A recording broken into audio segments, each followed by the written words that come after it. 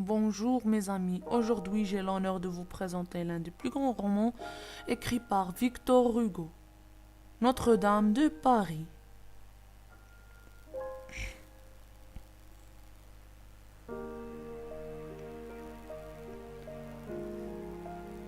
Notre-Dame de Paris est un roman historique écrit par Victor Hugo, publié en 1831. Le titre fait référence à la cathédrale de Paris, Notre-Dame, qui est l'un des lieux principaux de l'intrigue. Le roman se compose de 59 chapitres répartis en 11 livres de longueur inégale.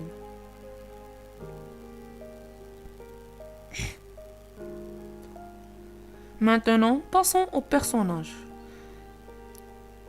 Et commençons par Phébus de Châteaupers. L'un des personnages centraux du roman, le capitaine de la garde de volage, tombe amoureux de la belle bohémienne Esmeralda malgré la jalousie de sa fiancée Fleur de Lys, qui à l'âge de 14 ans devint la fiancée du chevalier Phébus, l'amant d'Esmeralda. La jeune demoiselle se sent trahie et jalouse de la gitane. Elle ne pardonnera à son fiancé qu'une fois Esmeralda pendue. Esmeralda, la bien-aimée de plusieurs personnages puisqu'elle fascine leurs yeux avec sa beauté physique. Elle déclare son amour à Phébus. Malheureusement, elle sera le jouet de la fatalité car elle sera pendue à la fin de l'histoire. Quasimodo, le bossu qui sera abandonné par ses parents à l'âge de 4 ans et tomba amoureux d'Esmeralda. Il deviendra sonneur des cloches de Notre-Dame, ce qui le rend sourd. Claude Frollo, archidiacre de Notre-Dame de Paris, prêtre et alchimiste, il va élever le bossu et le nommera plus tard Quasimodo. Sa découverte tardive de l'amour de la femme du corps dans sa passion bouleversera toute l'histoire. Maintenant, passons au résumé de Notre-Dame de Paris. Esmeralda, l'aimée par tout le monde, était sauvée par Phébus afin de ne pas être enlevée par Frollo et Quasimodo. La bohémienne tombe amoureuse du chevalier, ce qui causa la mort de ce dernier, poignardé par le prêtre.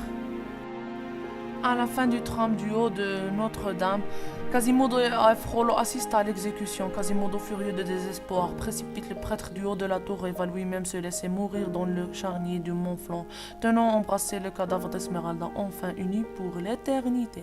Parlons de Notre-Dame de Paris, qui est la comédie musicale dont la première fut jouée le 16 septembre 1998 à Paris au Palais des Congrès. Ce spectacle s'inspire du roman Victor Hugo. Le parolier en est Luc Plamondon et le compositeur Richard Coxiant. Le metteur en scène fut Gilles Maheu. Avant de vous quitter, parlons de Victor Hugo, le génie universel comme il est dramaturge, poète et dessinateur romantique avec des idées immortelles. Son style classique et soutenu lui a permis d'être le chef des romanciers parmi ses œuvres Les Misérables et Contemplation, de Mendelope 93, L'homme qui rit. À la fin, nous espérons que cette vidéo vous a plu. A plus.